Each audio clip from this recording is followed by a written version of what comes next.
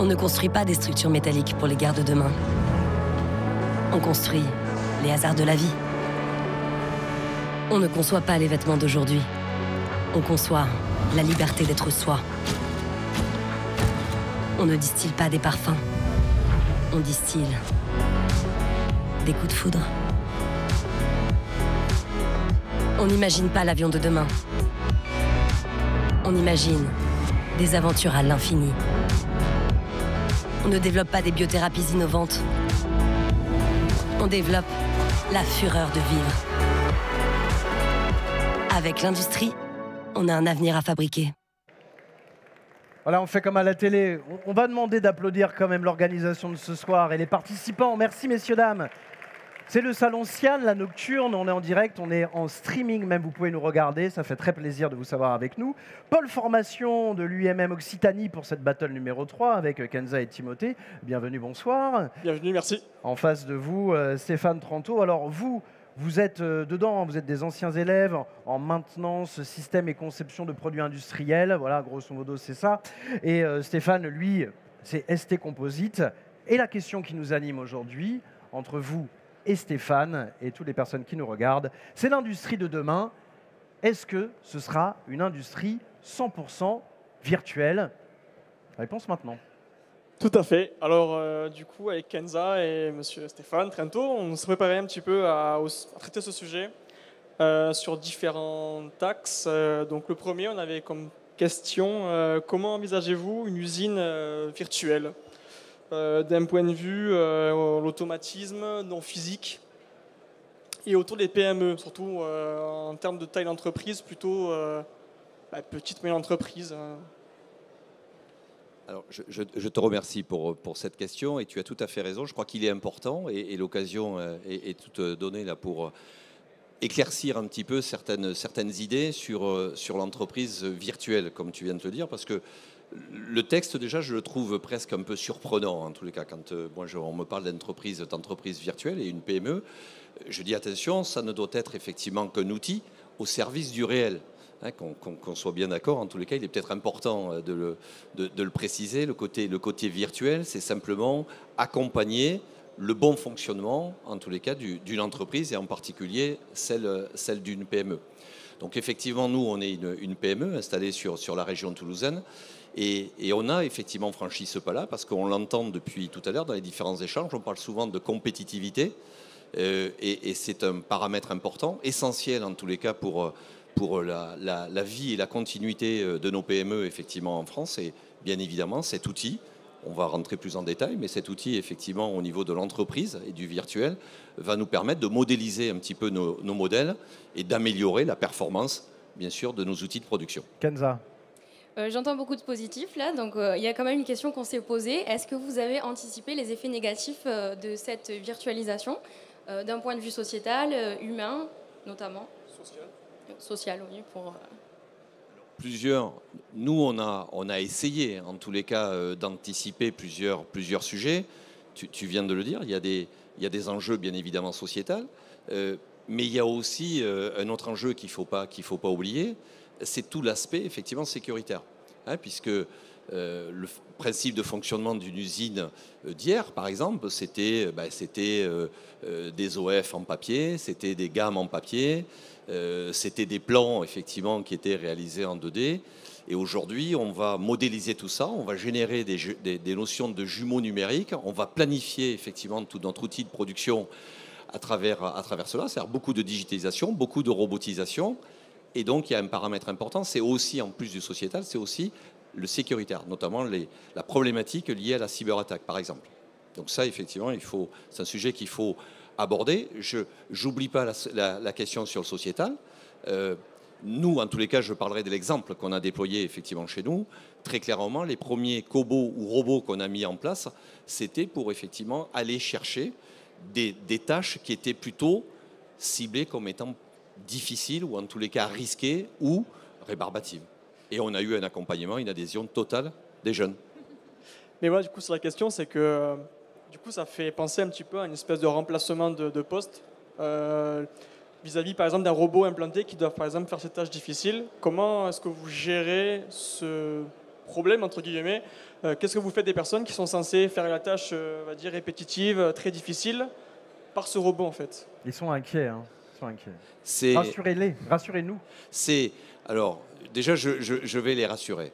Il est évident qu'aujourd'hui, la transformation de l'usine de demain, cette transformation dont on entend souvent parler, l'usine du futur, l'usine 4.0, c'est certainement pas, et on l'a entendu sur les différents échanges au préalable, c'est certainement pas au détriment, bien sûr, de l'humain. Je serais d'autant plus mal placé, moi, dans le composite, où clairement, la valeur ajoutée de la main-d'œuvre sur nos tâches, elle est absolument essentielle, et on ne pourra pas la remplacer. Clairement, dans notre typologie de pièces.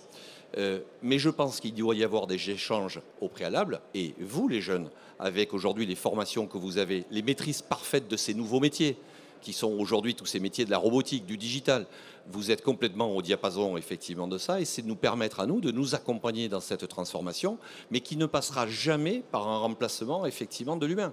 Au contraire, on s'aperçoit qu'aujourd'hui, quand on regarde les derniers chiffres, le robot, depuis l'usine du futur, on en parle, les ventes de robots ou de cobots n'ont jamais autant explosé. Pour autant, on se rend compte aujourd'hui qu'on a une pénurie dans le recrutement.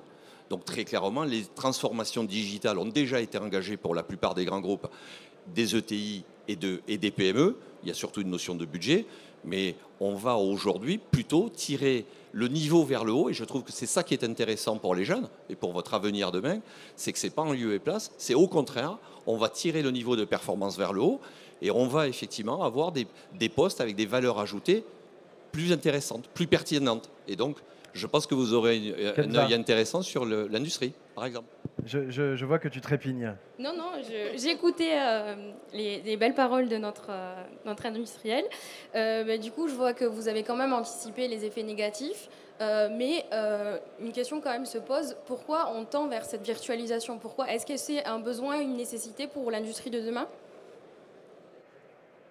Alors, effectivement, cette digitalisation ou cette robotisation ou cette virtualisation, c'est-à-dire d'être capable de modéliser, elle est évidemment importante aujourd'hui avec l'évolution des technologies. C'est que c'est un outil pour l'industriel afin d'améliorer sa performance.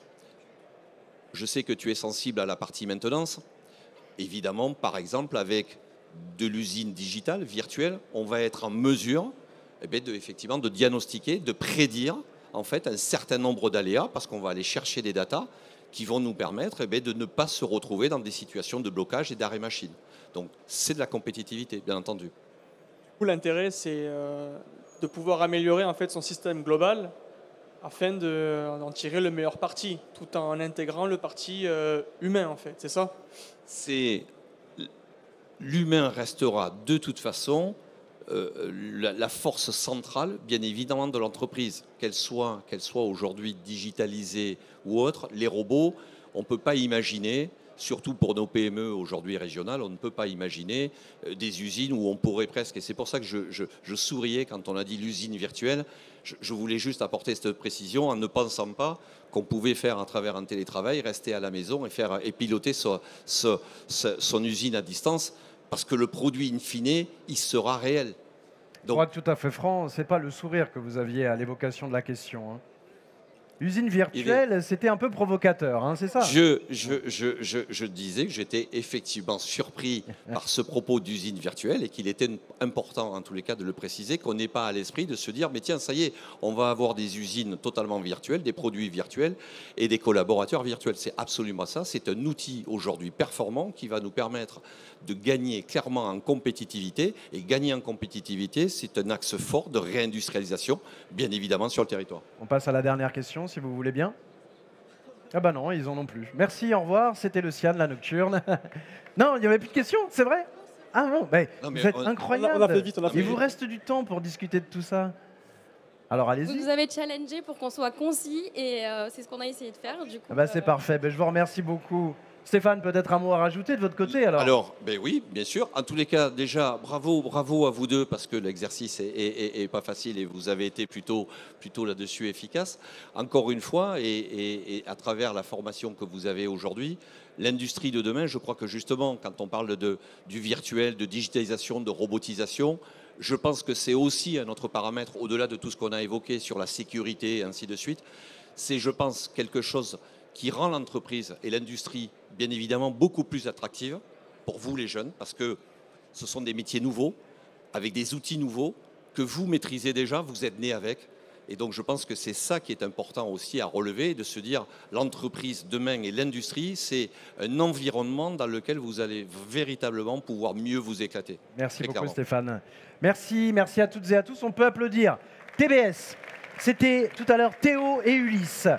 Les mines d'Albi, alors Merlin, Romane, Marie et Cyrielle. Et puis ils étaient ici en face de nous, le pôle formation de l'UMM Occitanie, Kenza et Timothée. On va remercier aussi nos industriels qui étaient présents lors de ces battles.